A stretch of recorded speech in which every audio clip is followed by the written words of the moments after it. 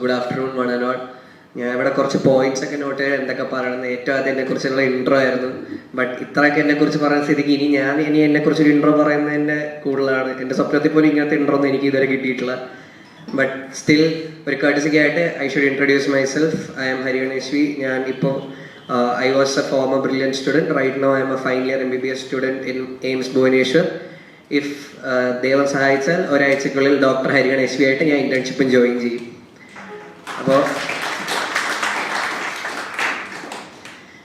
Anyways so എൻ്റെ അച്ഛൻ ഇവിടെ കഴിഞ്ഞ ഒരു വർഷമായിട്ട് വർക്ക് ചെയ്യുന്നുണ്ട്. ആൻഡ് കഴിഞ്ഞ last 2 months I been having my exam. So in between this എൻ്റെ അച്ഛൻ എന്നോട് പറഞ്ഞു ഇങ്ങനെ ഒരു 8th and 9th സ്റ്റുഡൻസിനുള്ള ഒരു ഫംഗ്ഷൻ പോലെ ഉണ്ട്, ഇവിടെ വന്ന് കുറച്ച് സംസാരിക്കണം. അപ്പോൾ ഞാൻ ചോദിച്ചു ഞാൻ എന്ത് പറയാനാണ്.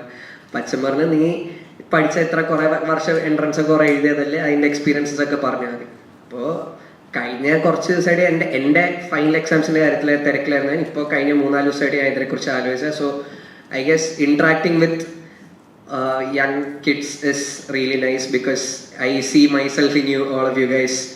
So it's really nice to enjoy interact with you guys again.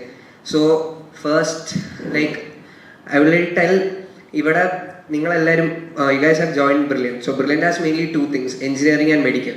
So from what I have understood, you guys are like the foundation batch cream ഈ top students എന്നൊക്കെ പറയുന്ന അങ്ങനെയാണെന്നാണ് ഞാൻ I mean I don't know about the things and all, but that's what I have heard. So right now since you are in Brilliant, you guys will think only in 2 directions. And what first I want to say is you guys should have a goal, whatever it is. And just because you are in Brilliant doesn't mean that നിങ്ങൾ ആ 2 രീതിയിൽ മാത്രമേ ചിന്തിക്കാൻ പാടുള്ളൂ. Engineering medical അങ്ങനെയല്ല. Life is very big, life is very vast, and you will have there's a lot of opportunities, there's a lot of things that's going on.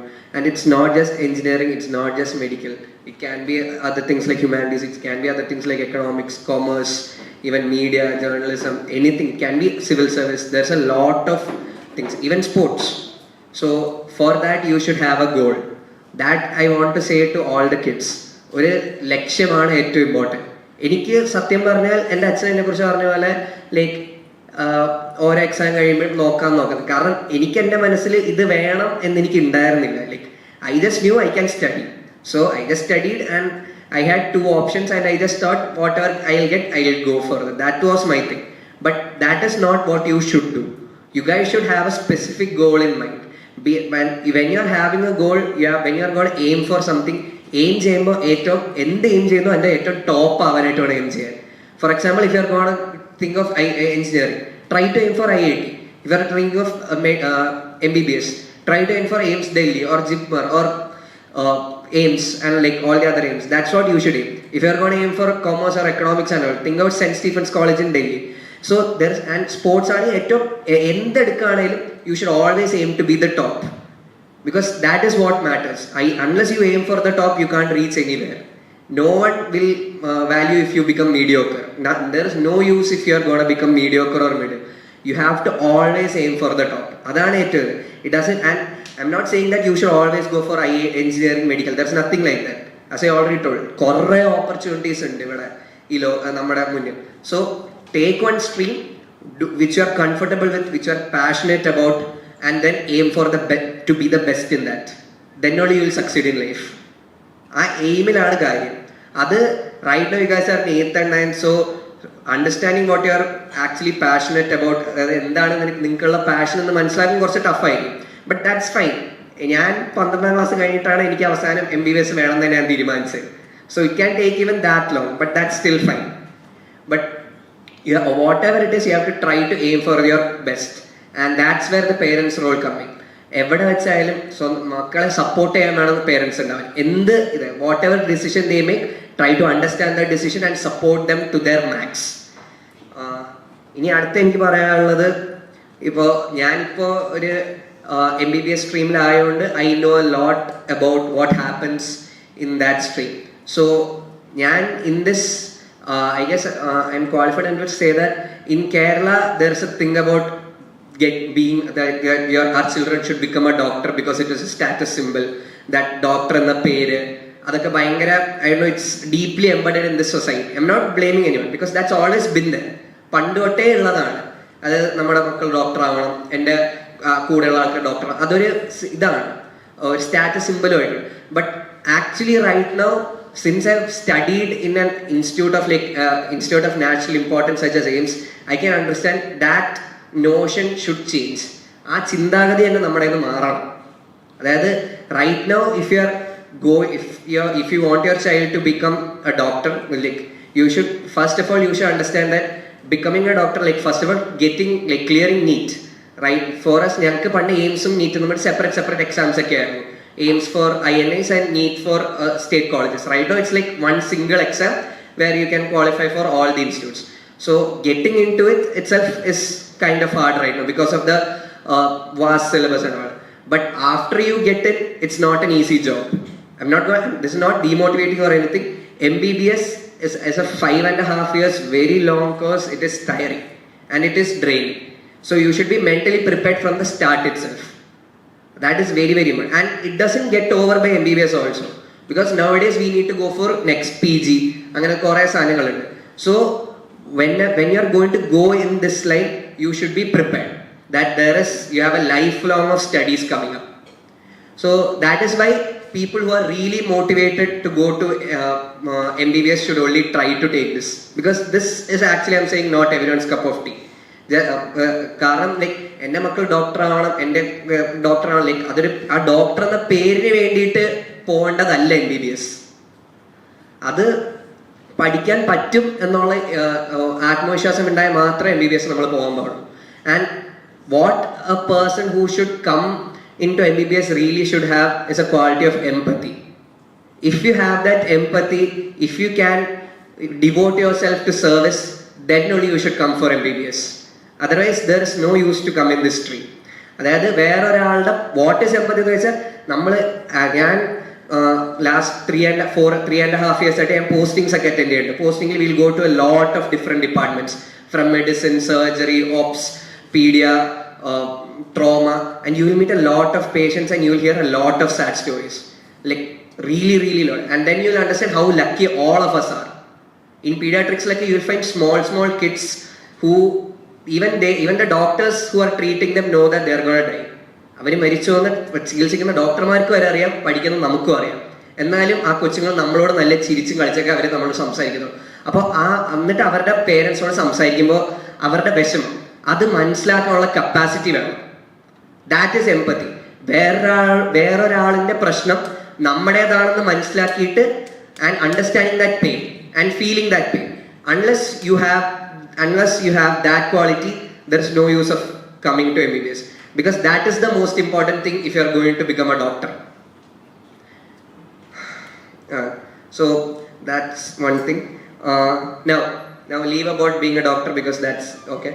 So now right now you guys are in 8th and 9th, so that is, you have not reached everyone says the turning point, which will be in 10th and all. Because after 10th, you guys will decide if you want to go for computer science or if you want to go for biomax and all that. So right now what you can do is, like, Brilliance foundation course is actually very good. Like ഞാൻ ഈ foundation course തുടങ്ങിയ സമയം തൊട്ട് ഞാൻ ഉണ്ടായിരുന്നു. from 6th standard ഞാൻ 5 വർഷത്തോളം ഞാൻ ഇവരുടെ foundation course പഠിച്ചതാണ്. So that will actually help you a lot in a lot of competitive exams, and that will help you find where your aptitude lies. Like right now there are two major streams. If it's engineering, you will understand if you are really good in maths, if you are capable enough, and if you can do maths. And if it's biology, like biomax, you can understand if you are really capable enough for doing that. So that will help to find a lot of aptitude. And after you reach 10th, as I said, finding a goal is very important. If you are whatever it is, like I initially വിചാരിച്ചു, like, since my brother went to IIT, I'll also try IIT. That's why I joined in the IIT batch of Brilliant. But just after my 10th board exams, I felt, yeah, maybe I can try medical. So അതാണ് ഞാൻ Biomax എന്ന stream എടുത്തത്. So I have an option between the two. Anyways, whatever happens, you have to, like, as I said, finding a goal is very important here. Then only you can easily be able to focus on it. പിന്നെ വരുന്നത് coming to competitive exams. So when you guys are coming to 11th and 12th, right now 8th and 9th, like, there are competitive exams such as so many Olympiads and all of that. But when you come to 11th and 12th, there will be more competitive exams such as KVPY and all that. So write maximum number of competitive exams as much as you can, because there is a limit to which you can learn from books. There is a limit. You can read one book 5 times, you can read one book 10 times, but the difference you get by reading that extra 5 times is very less. But if you do, instead of that reading extra 5 times, if you do some 100 MCQs or 100 questions or write more competitive exams, that can help more. So write maximum number of competitive exams as you can, practice a lot. Maximum പറ്റാവുന്ന അത്രയും practice ചെയ്യുക. അതെന്താ, like for example, if you are planning for medical need, like maximum mock test practice ചെയ്യുക, biology questions practice ചെയ്യുക, chemistry, physics ഒക്കെ. If you are planning for IIT ആണെങ്കിൽ IIT question banks maximum solve ചെയ്തോളാം after you have known what's the basics, because practice makes a man perfect എന്ന് പറയുന്നത് വെറുതെ അല്ല, because more you practice the better you become. Next, after this MCQs and all, another important thing which I want to share with all of you guys is importance of extracurricular activities. So I know like studies is very very very important, but try to devote at least 30 to 45 minutes every day. ഒരു അരമണിക്കൂർ അല്ലെങ്കിൽ 3/4 മണിക്കൂർ ഒരു ദിവസം നിങ്ങൾക്ക് ഇഷ്ടമുള്ള എന്തെങ്കിലും ചെയ്യാം. അത് പാട്ടാവട്ടെ, ഡാൻസ് ആവട്ടെ, ഫുട്ബോൾ ആവട്ടെ, ക്രിക്കറ്റ് ആവട്ടെ, അങ്ങനെ ഒന്നുമില്ല, ഇഷ്ടമുള്ള എന്തെങ്കിലും ചെയ്യാം. But it should not be remotely even related to studies, because that will help you a long way. Because when you go to really good colleges, it's not only about how much you study. They also want all-rounders. They want people who can excel in various different kinds of things.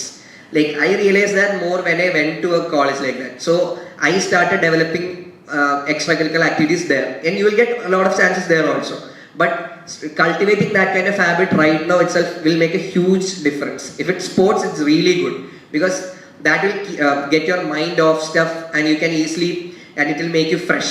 So that is why it is very very very important of having extracurricular activities. I'm not saying like എല്ലാ ദിവസവും 2-3 മണിക്കൂർ കളിക്കണം എന്നല്ല, at least ഒരു 45 minutes to 1 hour. That will actually help in a lot in the long run. Then another important thing is importance of soft skills.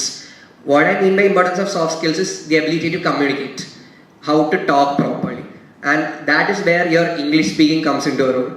And I hope all of you guys want to come into really good institutes like IITs or AIMS or, as I said, IIMs and all that. So if you want to reach these kind of places, your English speaking, it should be really good, because people respect who can speak English properly a lot, and it will help you a lot if you're gonna go outside country also. And if you want to become the best, the opportunities outside India are really really good. For example, MBBS ആണെങ്കിൽ there are exams known as USMLE, which is to go outside for US, and PLAB for UK and all. So അവിടേക്ക് എത്തണമെങ്കിൽ our English should be really good, our communication should be really good. So English is one language which you cannot compromise on. And there is one more language which people who want to go to IITs and AIMS, which I would suggest, is Hindi. Hindi ഇല്ലെങ്കിൽ പറ്റത്തില്ല, experience കൊണ്ട് തന്നെ പറയുന്നത്. എൻ്റെ അവിടുത്തെ പോയിട്ട് experience വെച്ചിട്ട് ഹിന്ദി എനിക്ക് മനസ്സിലാവുമായിരുന്നു, കാരണം നമ്മുടെ അവിടെ ഹിന്ദി പഠിപ്പിക്കും, ബട്ട് ആരും ഇവിടെ ഹിന്ദി സംസാരിക്കത്തില്ല. അപ്പോൾ അവിടെ പോയിട്ട് പേഷ്യൻസിനോട്, അവിടെ പല പേഷ്യൻസ് ഹിന്ദി പോലും അറിയത്തില്ല. അപ്പോൾ എന്നിട്ട് അവരായിട്ട് കമ്മ്യൂണിക്കേറ്റ് ചെയ്തിട്ട് അവരുടെ പ്രശ്നങ്ങൾ എന്താണെന്ന് ചോദിച്ചാലേ നമുക്ക് എക്സാമിന് പാസ്സാവാൻ പറ്റത്തുള്ളൂ. അപ്പോൾ അവിടെയാണ് കമ്മ്യൂണിക്കേഷൻ ഭയങ്കര ഇമ്പോർട്ടൻ്റ് ആവുന്നത്. അപ്പോൾ ഫസ്റ്റ് ഞാൻ പറഞ്ഞ പോലെ English, it will be really good if all of you become well versed in English. And like spoken English, not just നമ്മുടെ എഴുത്തിൽ മാത്രമല്ല, എഴുത്തിൽ ഗ്രാമറിൽ 100 out of 100 റൈറ്റിംഗിലൊന്നുമില്ല കാര്യം ഇരിക്കുന്നത്. How to speak, how to communicate your ideas, that is very very important. And എൻ്റെ ചേട്ടൻ എപ്പോഴും this is what I know from medical. എൻ്റെ ചേട്ടൻ എപ്പോഴും പറയും, in IITs and all when you go for placements, അവിടെ CGPA ഒരു cut off ആണ്. For example they will only take CGPA above 8.5, above 9. That's just a cut off. After that, CGPA does not have a value. After that, how you can communicate, your soft skills, your group discussion skills, our skills are avada matter ചെയ്യുന്നത്. So that skills can't come up like just like that. That has to be cultivated when you are at a young age, and there's no age to start other than this. You guys are 13, 14. ഈ സമയത്ത് if you can start developing all these skills, it will be really good on the long run. Especially if you are going for engineering, and even in medical it will help you a lot. Then another important thing, I know children right now will not like this, but it would be nice if you guys can reduce your screen time. Screen time എന്ന് വെച്ചാൽ എന്താ വെച്ചാൽ phone നോക്കുന്നത് കുറയ്ക്കണം. എനിക്കറിയാം ഇത് ഒരു പഴഞ്ചൻ ഐഡിയ ആണ്, ബട്ട് എൻ്റെ കേസിൽ തന്നെ ഞാൻ പറയാണ്, ഞാൻ അറൗണ്ട് 8th 9th 10th സമയത്താണ് എൻ്റെ ചേട്ടൻ്റെ 11th 12th. അപ്പോൾ എൻ്റെ വീട്ടുകാർ അപ്പം തന്നെ ടി വി ഒക്കെ കട്ട് ചെയ്ത് വെക്കുകയായിരുന്നു. അപ്പോൾ ഞാൻ ആ സമയത്ത് ടി വി അധികം കണ്ടിട്ടില്ല. പിന്നെ അത് കഴിഞ്ഞിട്ട് എനിക്ക് ആദ്യമായിട്ടൊരു ഫോൺ കിട്ടിയത് സ്മാർട്ട് ഫോൺ, പഴയ നോക്കിയ ലൂമിയ, നിങ്ങൾക്ക് കേട്ടിട്ടുണ്ടാവുമെന്ന് എനിക്കറിയത്തില്ല, പഴയ ഒരു നോക്കിയ ഫോൺ, ഇപ്പം നോക്കിയ ഇല്ല. അപ്പോൾ ആ ഫോൺ എനിക്ക് കിട്ടിയത് ഞാൻ 9th പിന്നെ അത് എൻ്റെ വീട്ടുകാർ മാറ്റി 10th എനിക്ക് വേറെ നല്ല ഫോൺ വാങ്ങിച്ചത് റെഡ്മിയുടെ. ബട്ട് 11th ഒക്കെ ആയപ്പോൾ വീട്ടുകാർക്ക് മനസ്സിലായി ഞാൻ പഠിക്കുന്നില്ല. എനിക്കും നല്ലോണം മനസ്സിലായി ഞാൻ പഠിക്കുന്നുണ്ടായിരുന്നില്ല. അപ്പോൾ ഞാൻ തന്നെ എൻ്റെ ഫോൺ എടുത്ത് അങ്ങോട്ട് കൊടുത്തിട്ട് വീട്ടുകാർ എനിക്കൊരു കീപാഡ് ഫോൺ വാങ്ങിച്ചത്.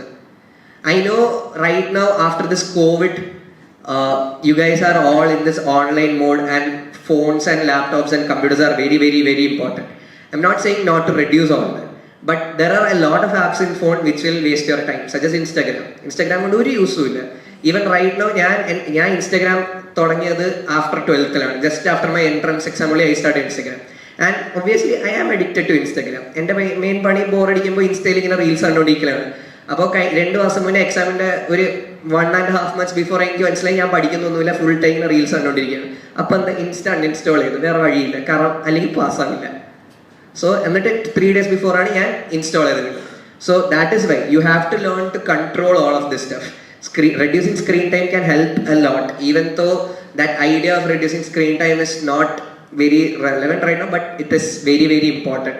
Like unwanted screen time, that is much a better term.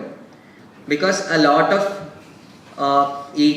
like screen time which students now use is related to studies, such as like it can be tests and all that you can't do anything, that you have to continue, but reducing unwanted screen time can help a lot. പിന്നെ ഉള്ളത് പേരൻസിനോട് പറയാനുള്ളത്, എൻ്റെ parents I have to say like they were really supportive to me. Like they were always with me, like whatever I wanted to do. For example, എനിക്കൊരു സിനിമയ്ക്ക് പോകണമെന്ന് പറഞ്ഞാൽ അച്ഛനോട് പറയാം, എനിക്ക് ഇന്ന് സിനിമയ്ക്ക് പോകണം, അല്ലെങ്കിൽ ഞാൻ പഠിക്കത്തില്ല എന്ന് പറഞ്ഞാൽ അച്ഛൻ വേറെ വഴിയില്ല, സിനിമയ്ക്ക് വിടുമായിരുന്നു. നീറ്റിൻ്റെ ഒരാഴ്ച മുന്നേ അവഞ്ചേഴ്സ് സിനിമ ഇറങ്ങിയായിരുന്നു. അപ്പോൾ അത് എനിക്ക് ഫസ്റ്റ് ഡേ തന്നെ കാണുന്ന ഞാൻ അച്ഛനോട് കുറേ പറഞ്ഞു, അച്ഛൻ വേറെ വഴി പോയി കണ്ടു. അതിപ്പോൾ കണ്ടില്ലായിരുന്നെങ്കിൽ ചിലപ്പോൾ ഞാൻ മര്യാദയ്ക്ക് പഠിക്കത്തില്ല, കാരണം ഞാൻ ഇങ്ങനെ ആലോചിച്ചുകൊണ്ടിരിക്കും എന്താ പറ്റുക. ബട്ട് കണ്ടുകൊണ്ട് എനിക്കൊരു സന്തോഷമുണ്ട്. I'm not saying like parents എപ്പോഴും പിള്ളേർ എന്ത് പറഞ്ഞാലും സമ്മതിച്ചു കൊടുക്കണം, but try to be supportive. That can help a lot. Show like positive emotions to children can yield positive results. That is what even pediatrics says to us.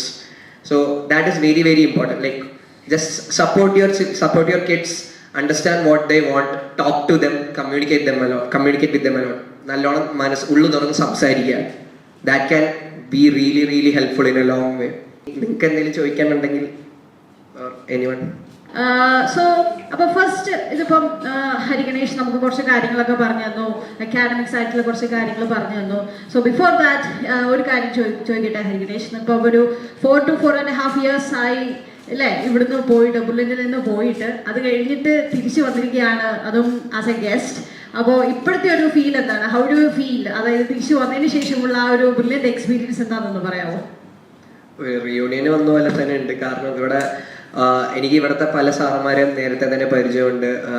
George sir, Johnny sir, അങ്ങനെ പിന്നെ കുറേ സാറന്മാരുടെ പേര് എനിക്കറിയത്തില്ല, but കണ്ണ നല്ല പരിചയമുണ്ട് because of my father and my brother. So it was really nice meeting all of them. And actually like 4.5 വർഷം മുന്നേ അപ്പുറത്തൊരു ബ്ലോക്ക് ഒന്നും ഉണ്ടായിരുന്നില്ല, ഈ ഒരു ബ്ലോക്ക് മാത്രമേ ഉണ്ടായിരുന്നുള്ളൂ. അപ്പോൾ കുറേ ചേഞ്ചസ് ഒക്കെ കണ്ടപ്പോൾ like I was actually overwhelmed, like how fast things have changed.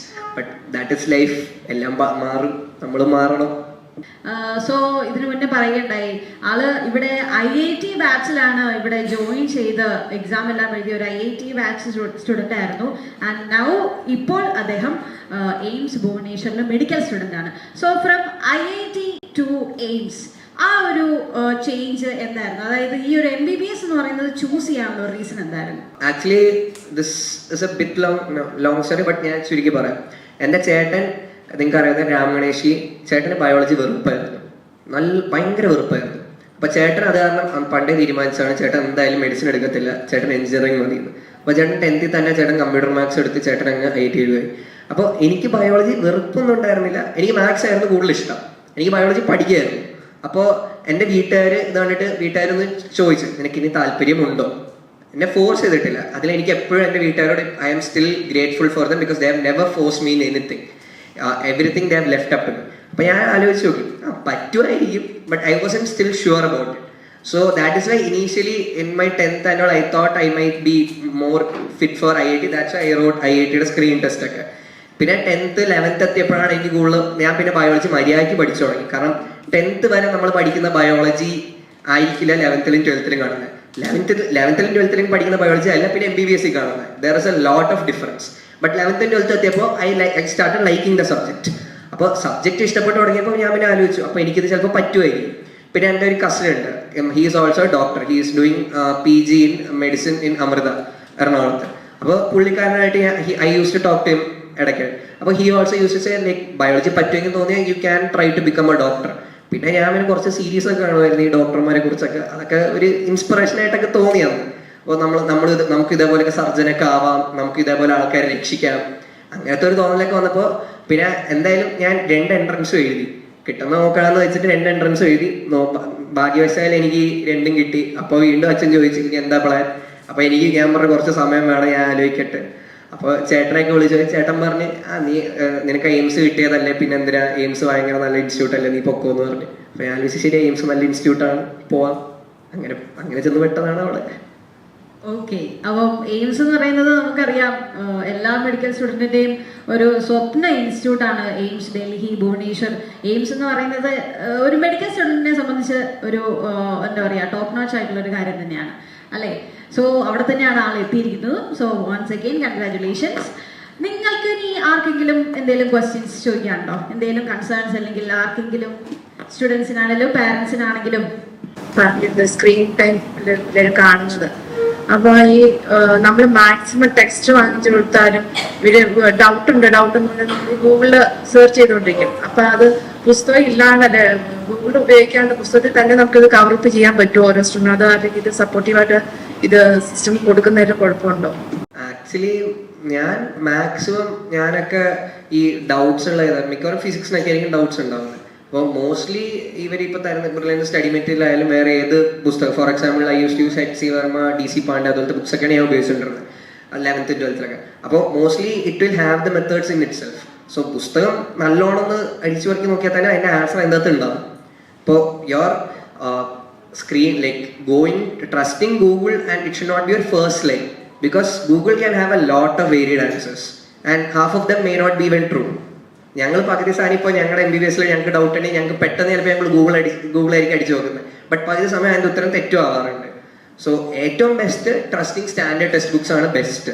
And if you are still not able to find, then you have to go to all these internet and all, because internet is helpful. I'm not saying it is not at all helpful. It is helpful in a lot of ways, but അത് constructive ആയിട്ട് use ചെയ്യാൻ പഠിച്ചാലേ കാര്യമുള്ളൂ. Why I meant of reducing screen time is like reducing unwanted things. For example, as 10th 11th നമുക്ക് സത്യം പറഞ്ഞ ഇൻസ്റ്റാഗ്രാമിന്റെ ഒരു യൂസും ഇല്ല.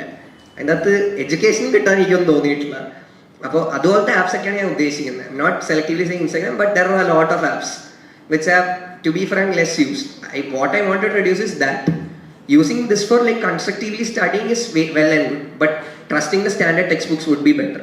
ഈ എക്സാംസ് ക്രാക്ക് ചെയ്യാൻ വേണ്ടിയിട്ട് ഏറ്റവും കൂടുതൽ ഹെൽപ്പ് ചെയ്തിട്ടുള്ള ടെക്സ്റ്റ് ബുക്ക് ഏതാണെന്ന് പറയാമോ? ഏറ്റവും കൂടുതൽ പ്രിഫർ ചെയ്തിട്ടുള്ള questions ask. Okay, 11th and 12th for example, like there is no one specific textbook for anything. Like everything has a varied kind of textbook, but still we will only focus on 1 or 2 textbooks. So each subject വെച്ച് പറയുകയാണെങ്കിൽ ഞാൻ biology ഞാൻ NCERT ആണ് ഞാൻ വായിച്ചത്. NCERT line by line ഞാൻ വായിച്ചിട്ടുണ്ടായിരുന്നു. Because NEET എക്സാമിന് NCERTയുടെ അപ്പുറത്തുനിന്ന് ചോദിക്കത്തില്ല. 90 ക്വസ്റ്റ്യൻസിൽ 85 questions NCERT ആയിരിക്കും 100%. കാരണം അത് അങ്ങനെയാണ്. ബട്ട് എയിംസ് ഞങ്ങൾക്ക് പണ്ട് എയിംസ് എക്സാം ആണ്, അന്ന് അത് കുറച്ചുകൂടെ ഹയർ ലെവലിൽ.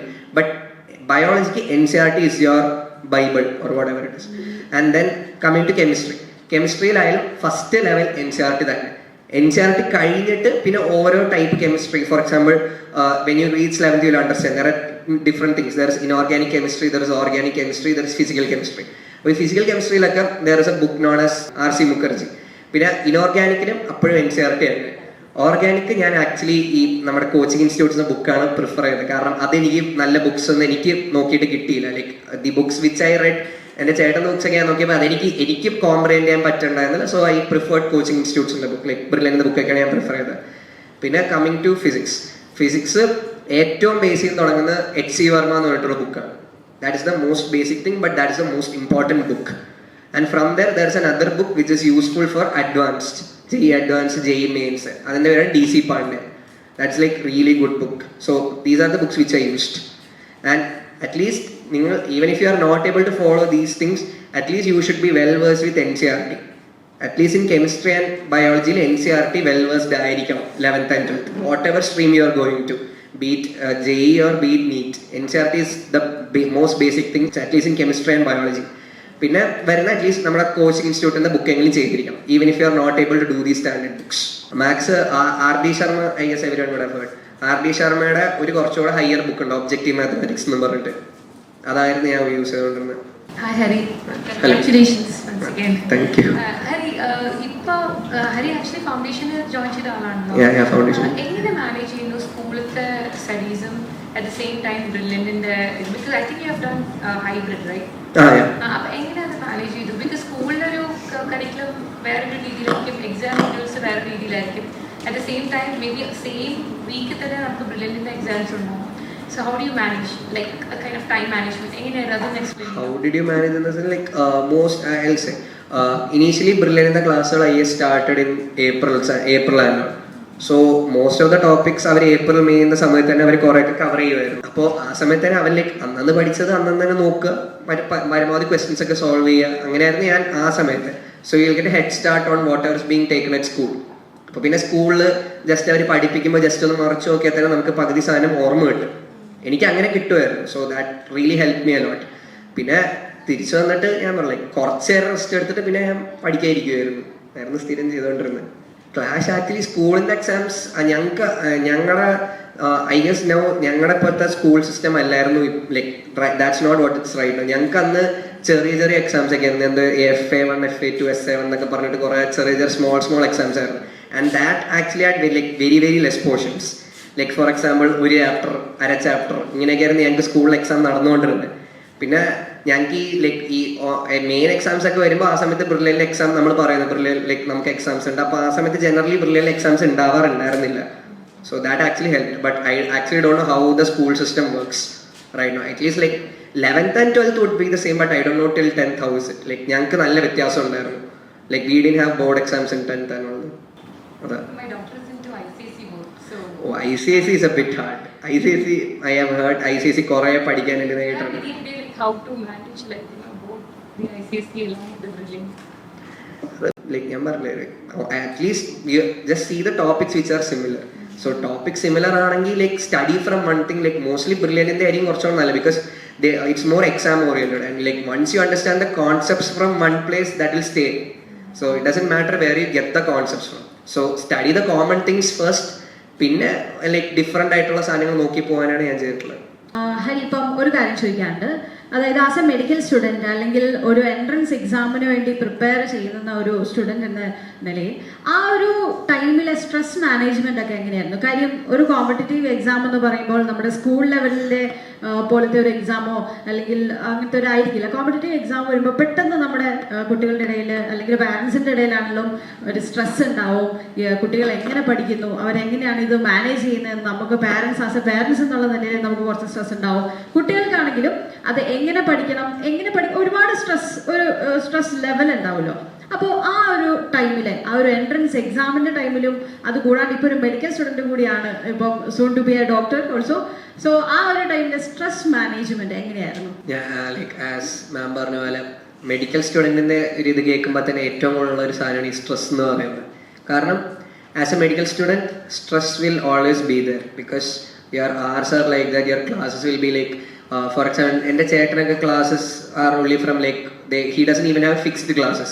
ചിലപ്പോൾ ഒരു ദിവസം 2 മണിക്കൂർ ഉണ്ടാവും, ചിലപ്പോൾ ഒരു ദിവസം 1 മണിക്കൂർ ഉണ്ടാവും, ചിലപ്പോൾ ക്ലാസ്സേ ഉണ്ടാവില്ല. അങ്ങനെയൊക്കെയായിരുന്നു IIT-ൽ. ബട്ട് ഞങ്ങൾക്കൊക്കെ ഫിക്സ്ഡ് ടൈമിംഗ് ആണ്. രാവിലെ 8 മണിക്ക് പോയാൽ വൈകുന്നേരം 5 മണി വരെ എന്തായാലും ക്ലാസ് ഉണ്ടാവും. So and after that there's like ഞങ്ങൾക്ക് ഇടയ്ക്ക് വെച്ച് കോവിഡ് ഉണ്ടായിരുന്നു.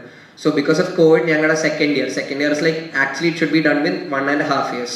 ബട്ട് ഞങ്ങളുടെ second year it's like done within 1 year. സോ 6 months ഞങ്ങളവിടെ കുറച്ചു. അപ്പോൾ എവറി 1.5 months ഞങ്ങൾക്ക് ഇങ്ങനെ സെമസ്റ്റർ എക്സാംസ് അതുപോലത്തെ എക്സാംസ് ഒക്കെ വരും. And there's a lot of portions. അവർ സ്പീഡിൽ ഇങ്ങനെ എന്തൊക്കെയോ പഠിപ്പിച്ചു തോന്നു. അപ്പോൾ അത് കോപ്പ് അപ്പ് ചെയ്യാൻ തന്നെ നല്ല പാടായിരുന്നു.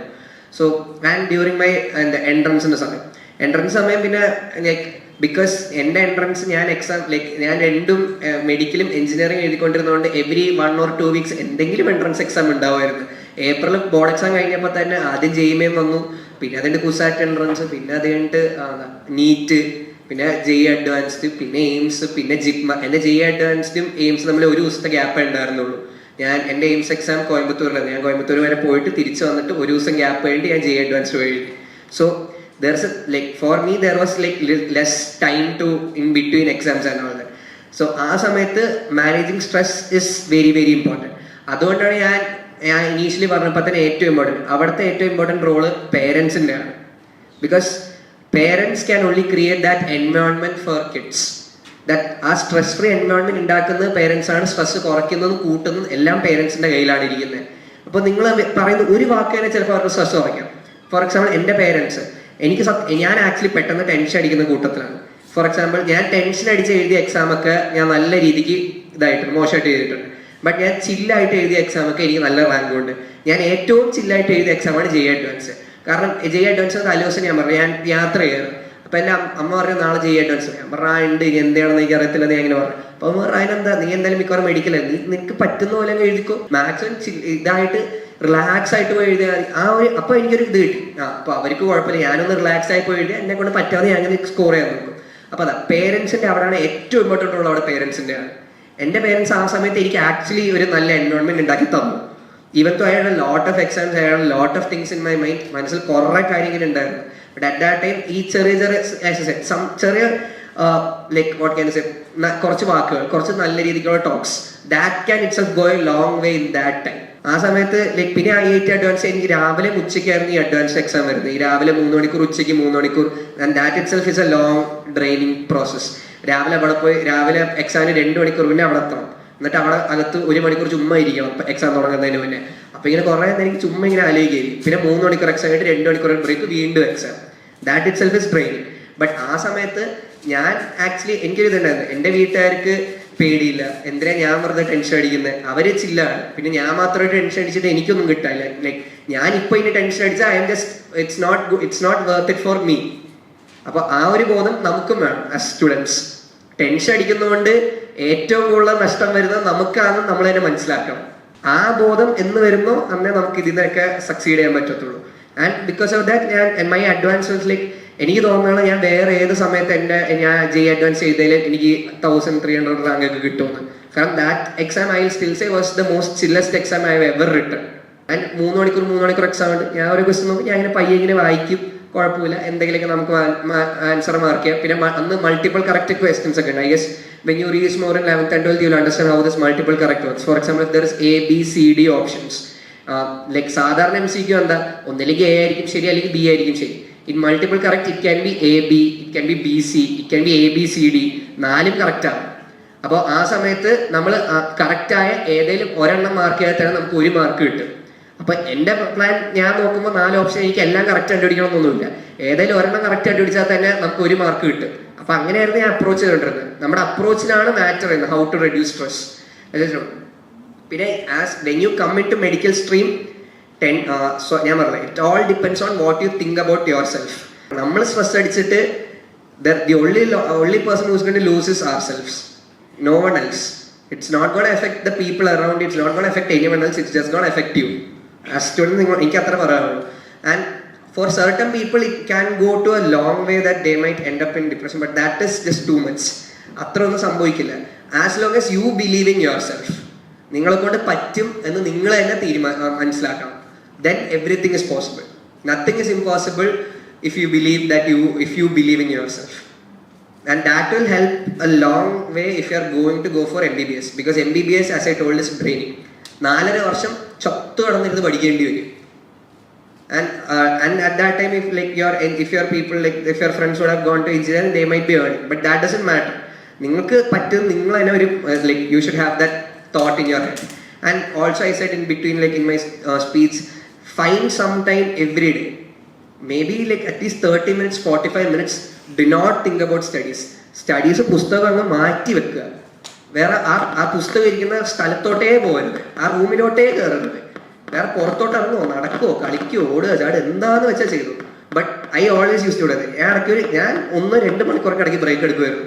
കാരണം there is a time when your head gets heated up so much that you can't do anything, and that is every day, and at least takes like once in 2 weeks and I'll go outside, have some food, like that's what parents ഉണ്ട്.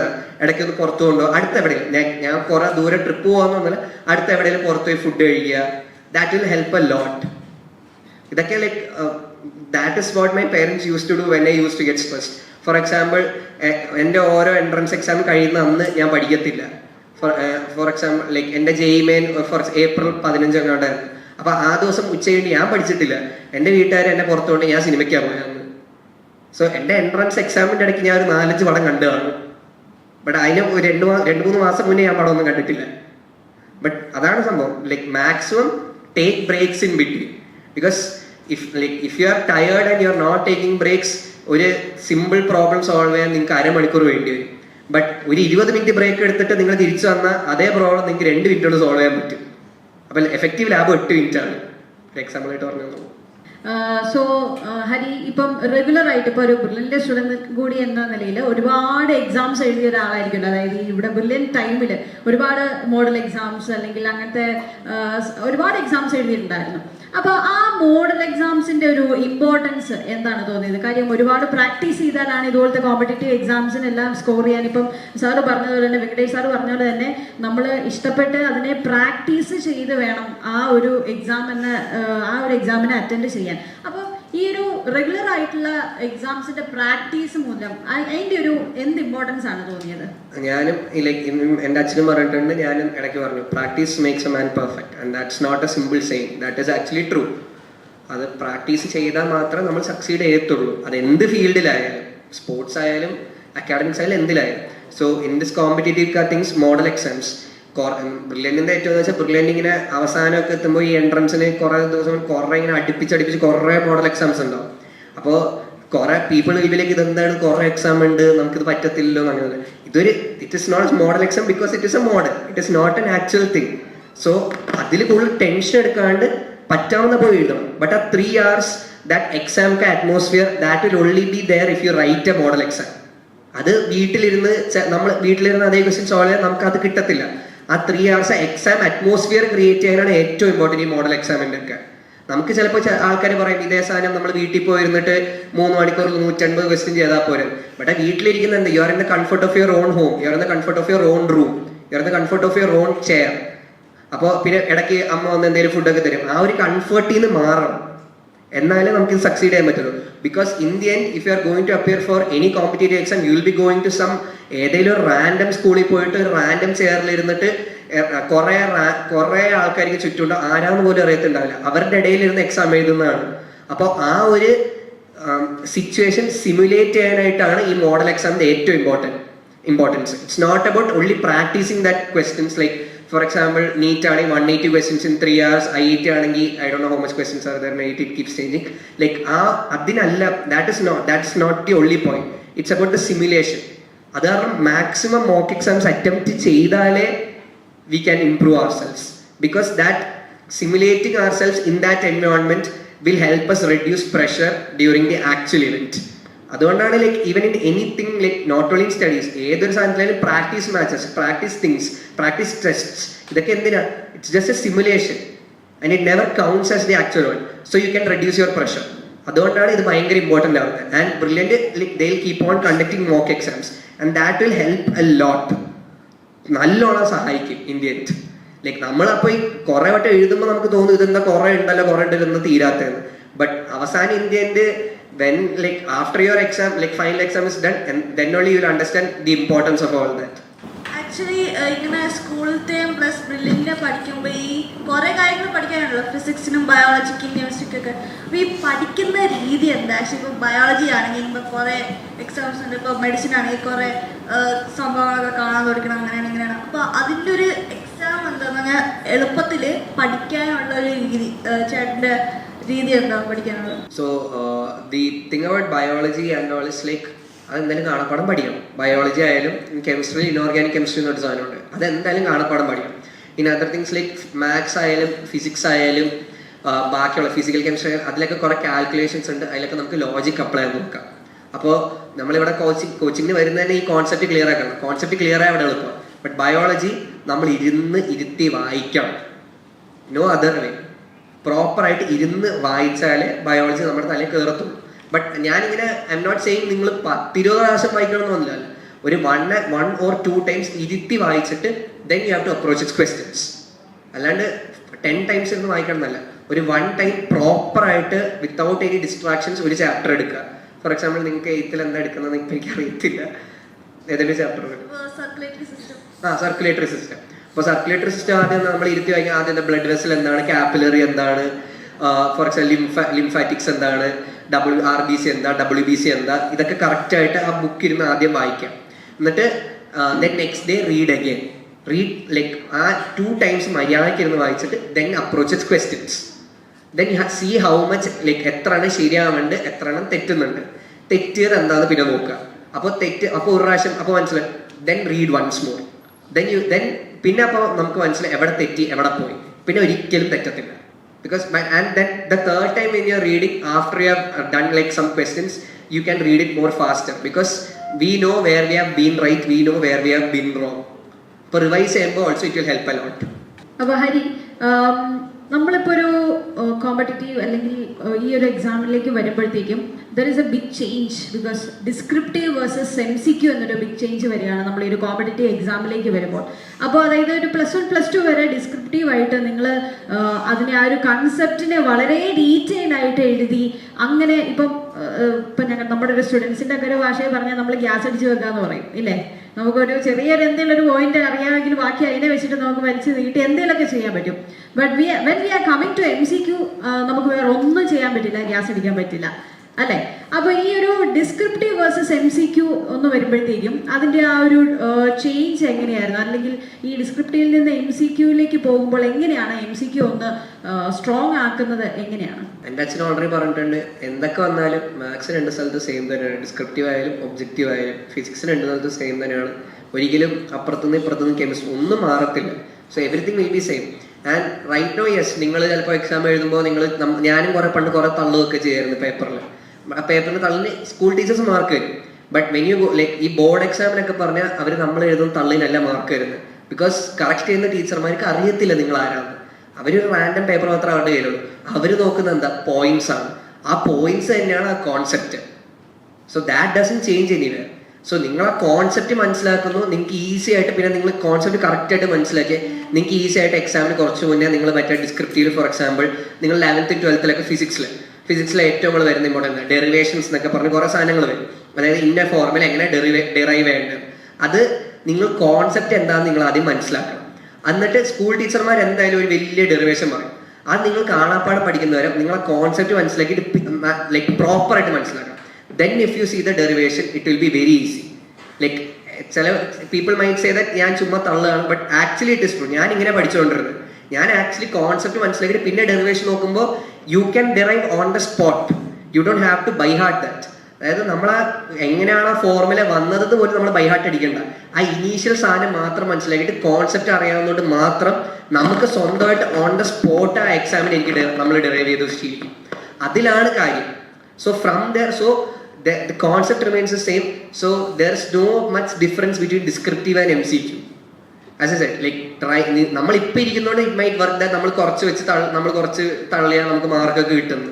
But that doesn't work when you come, like when you reach 10th or when you reach 12th and anyways, as I said, concept remains the same. So there is no much difference between descriptive exam or objective exam. But objective exam, it's like sometimes you might not even need the concept. കൂടുതൽ ഞാൻ എപ്പോഴും പറയണം, കൂടുതൽ MCQ solve ചെയ്യുമ്പോൾ ഏറ്റവും ഗുണമെന്ന് വെച്ചാൽ നമ്മൾ ക്വസ്റ്റ്യൻ നമുക്ക് ചിലപ്പോൾ മനസ്സിലാവില്ല, ബട്ട് ഓപ്ഷൻസ് ചെയ്ത് നമ്മൾ ആൻസർ കണ്ടുപിടിക്കാൻ പഠിക്കും. അതായത് 4 ഓപ്ഷൻസ് ഉണ്ടാവും. 4 ഓപ്ഷൻസ് ചെയ്യുന്ന ഈ ഓപ്ഷൻ എന്തായാലും ആൻസർ വരത്തില്ല നമുക്ക് മനസ്സിലാവും, ഈ ഓപ്ഷൻ വരത്തില്ല. അപ്പോൾ പിന്നെ ബാക്കി 2 അതിൽ നിന്ന് പിന്നെ നമുക്ക് ക്വസ്റ്റ്യൻ ആൻസർ കണ്ടുപിടിക്കാൻ പറ്റും. That will help in MCQs. കൂടുതൽ പ്രാക്ടീസ് ചെയ്യുമ്പോൾ MCQ ശരിയാവും. കോൺസെപ്റ്റ് മനസ്സിലാക്കിയ എന്തായാലും MCQനും ബെനിഫിറ്റ് ആണ്, ഡിസ്ക്രിപ്റ്റീവിനും ബെനിഫിറ്റ് ആണ്. നെഗറ്റീവ് മാർക്കിങ്സ് കുറച്ച് എങ്ങനെ എക്സാം അപ്രോച്ച് ചെയ്യാമെന്ന് പറയാം. That is another important thing ഒരു കോമ്പറ്റേറ്റീവ് എക്സാം. അപ്പോൾ ഏറ്റവും ആദ്യം ഞാൻ പറഞ്ഞില്ലേ, പ്രാക്ടീസ് ചെയ്യണം ഫസ്റ്റ്. ഏറ്റവും ഇപ്പം മിക്ക നീറ്റിനൊക്കെ എന്ന് വെച്ചാൽ +4 -1 സിമ്പിൾ ആസ് ദാറ്റ്. IIT-യിലാണ് ഞാൻ പറഞ്ഞ ഈ JEE അഡ്വാൻസിൽ പുതിയ അവരെല്ലാം വർഷം എന്തെങ്കിലും ഒരു കുറച്ച് ടോപ്പിക്ക് അപ്പോൾ കൃത്യമായിട്ട് ഇൻസ്ട്രക്ഷൻ വായിച്ചാൽ നമ്മൾ തന്നെ ഇതായി പോകും. അതായത് ഞാൻ പറഞ്ഞു ഈ മൾട്ടിപ്പിൾ കറക്റ്റ് ക്വസ്റ്റിന് ഇൻഡിജർ ടൈപ്പ് എന്നൊക്കെ പറഞ്ഞാൽ കുറേ ഉണ്ട്. അപ്പോൾ ഞാൻ ജസ്റ്റ് നീറ്റിന്റെ ബേസിസിൽ പറയും. നീറ്റ് സിമ്പിൾ ആണ്, ഒരു ക്വസ്റ്റ്യൻ കറക്റ്റ് ആയിട്ട് +4 അല്ലെങ്കിൽ -1. That is a normal trend everywhere. അപ്പോൾ അതിൽ ഏറ്റവും ആദ്യം ഞാൻ പറഞ്ഞാൽ നമ്മൾ മാക്സ് MCQs പ്രാക്ടീസ് ചെയ്യണം. So you will know the correct answer straight four. Then second thing, as you practice MCQs, ഞാൻ already പറഞ്ഞു, you can understand which is correct, which is like even if you can't understand which is correct, you can know which is wrong. ഏതാ തെറ്റ് എന്ന് ഇങ്ങനെ കൃത്യമായിട്ട് മനസ്സിലാവും. അപ്പോൾ at least ഒരു 1 അല്ലെങ്കിൽ 2 ഓപ്ഷൻസ് എങ്കിലും നമുക്ക് റൂൾ ഔട്ട് ചെയ്യാൻ പറ്റും. പിന്നെ എടുക്കേണ്ട ഒരു ഗസ്സാണ്, അത് പ്രാർത്ഥിച്ച് എടുക്കുക. But if you are not at all sure, ഈ ക്വസ്റ്റ്യൻ ജീവിതത്തിൽ പോലും കണ്ടിട്ടില്ല എന്നുള്ളതാണ്, ആൻസർ എന്തായാലും അറിയത്തില്ല, വെറുതെ അൺവാണ്ടഡ് ഗസ് എടുക്കരുത്.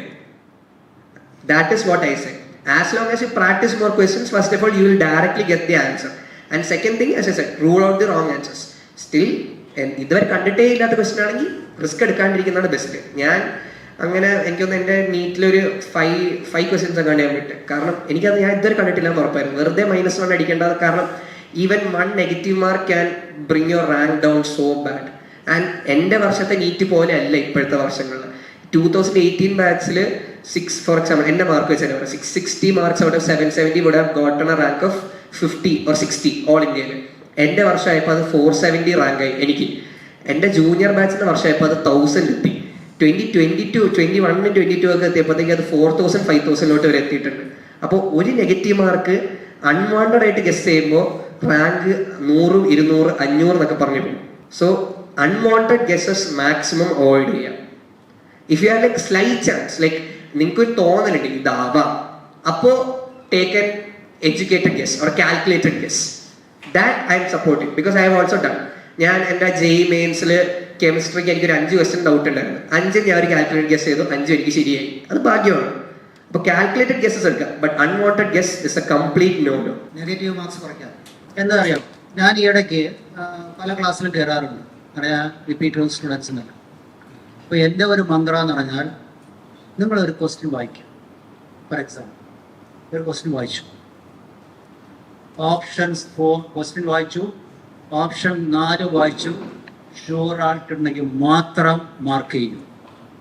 എന്തെങ്കിലും സംശയം ഉണ്ടെങ്കിൽ you read the question once more. ഒന്നുകൂടി ഒന്ന് വായിക്കും, ഒന്നുകൂടി ഒന്ന് ഓപ്ഷൻ നോക്കും, യു വിൽ ഗെറ്റ് ഇറ്റ്. ഉറപ്പായിട്ട് കിട്ടും. ഇത് എക്സ്പീരിയൻസ് ചെയ്ത കുട്ടികൾ പറഞ്ഞത്.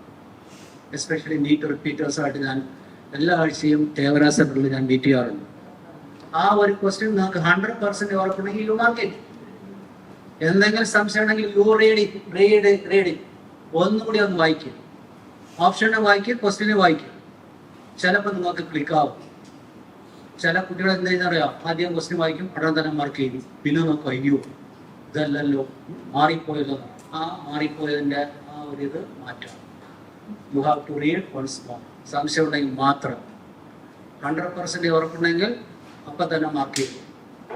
ഫസ്റ്റ് ക്വസ്റ്റ്യൻ ഓപ്ഷൻ ബി ആണെങ്കിൽ 100% ഉറപ്പ് ബി മാർക്ക് ചെയ്തു. ഓപ്ഷൻ എ ബി ആണെങ്കിൽ BC ആണെങ്കിൽ you read it once more. ക്വസ്റ്റ്യനും റീഡ് ചെയ്യുക, ആൻസർ റീഡ് ചെയ്യുക. You will get it correct.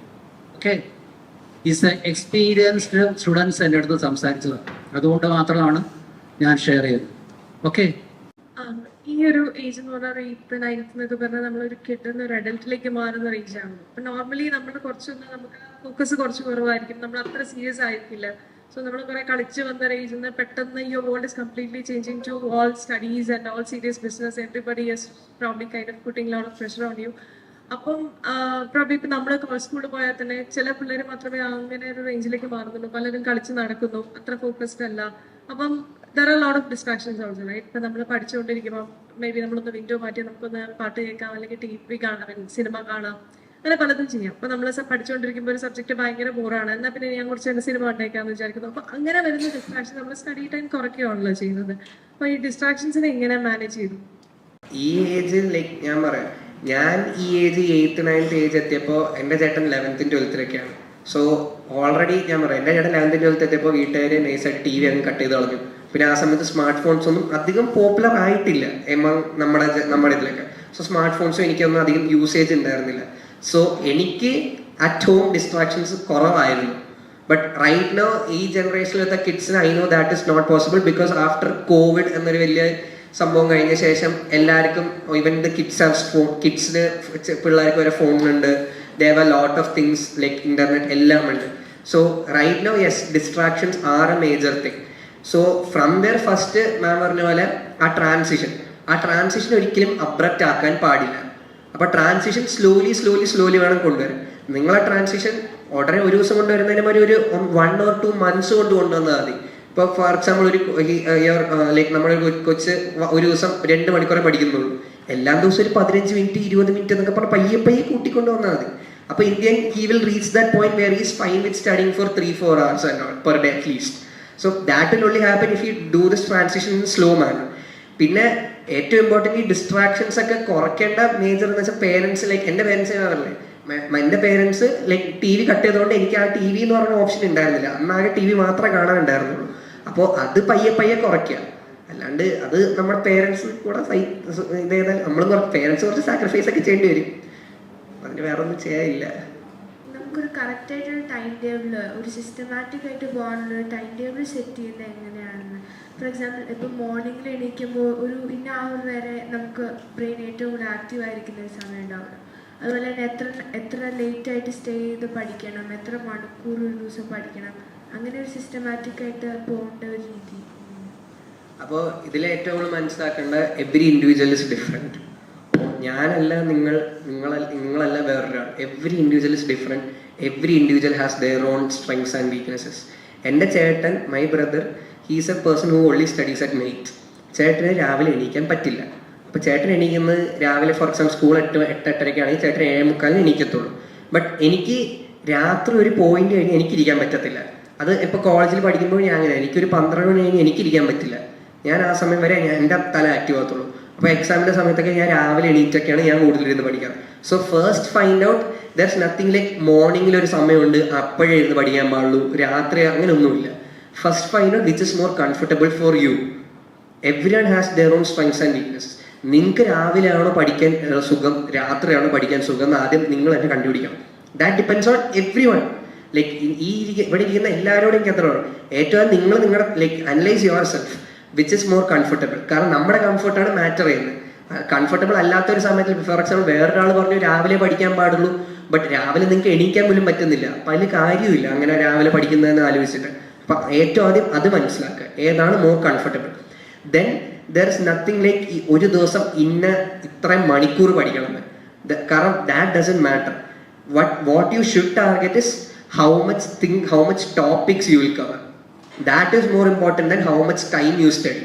Because 10 മണിക്കൂർ ഇരുന്ന് പഠിച്ചിട്ട് ഒരു 3 ചാപ്റ്റർ കവർ ചെയ്യുന്നതിനെക്കാട്ടിലും നമ്മൾ ഇത്ര മണി ലൈക്ക് നമ്മൾ ഇന്ന് ഫോർ എക്സാമ്പിൾ 2 ഡേയ്സിനോട് 5 ചാപ്റ്റേഴ്സ് തീർക്കും.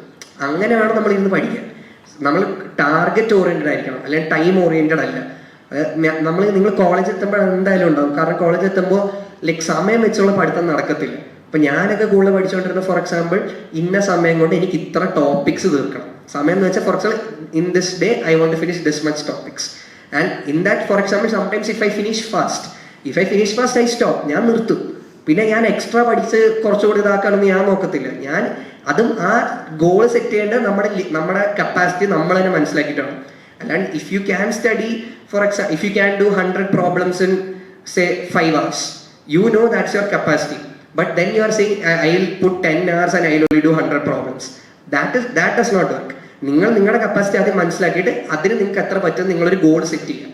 ആ ഗോൾ വെച്ച് വേണം മുന്നോട്ട് പോകാൻ. എനിക്കറിയാം എന്നെ കൊണ്ട് ഇത്ര ചാപ്റ്റർ ഇന്ന് തീർക്കാൻ പറ്റും, അപ്പൊ ഞാൻ അത് അത്രയും സെറ്റ് ചെയ്യും. ചിലപ്പോൾ ഞാൻ അത് നേരത്തെ തീർത്താൽ ഞാൻ പിന്നെ ബാക്കിയുള്ള സമയം ഞാൻ ചുമ്മാ ഇരിക്കുക, അല്ലെങ്കിൽ ഞാൻ വേറെ ചുമ്മാ അങ്ങോട്ടും തേരാപ്പര നടക്കും. ബട്ട് എനിക്ക് തീർക്കാൻ പറ്റിയില്ലെങ്കിൽ then the next day I take extra effort to finish that. അതിലാണ് കാര്യം. there is nothing like time വെച്ചിട്ടല്ല, it's more goal oriented. Okay, Hari, ഫൈനലായിട്ട് ഞാനൊരു ക്വസ്റ്റ്യൻ ചോദിക്കട്ടെ.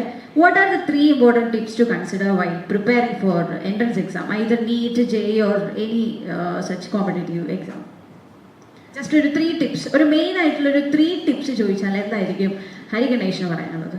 3 ടിപ്സ് എന്ന് പറഞ്ഞാൽ ടിപ്സ് ആയിട്ട് എനിക്ക് മെയിനായിട്ട് പറയാൻ first you guys should be passionate for that. Like you guys should be genuinely interested for that. അല്ലാണ്ട് അവർ പറഞ്ഞു എന്ന് പറഞ്ഞിട്ട് എടുക്കുന്നതിലല്ല കാര്യം. ആ ഇൻട്രസ്റ്റ്, ആ ഒരു feeling of interest or like എൻ്റെ അച്ഛൻ പറഞ്ഞ ആ feeling of love towards a subject ഉണ്ടാവണം. That's the first thing. Otherwise like we are not suitable for that. എനിക്കും എൻ്റെ ചേട്ടൻ ആ ഒരു ഇൻട്രസ്റ്റ് ഉണ്ടായിരുന്നു. സോ മൈ ഫാദർ ലൈക്ക് എൻ്റെ parents pushed us towards they encouraged us towards that. അപ്പോൾ first ആയിട്ട് അതല്ല. Second, you should be willing to work hard.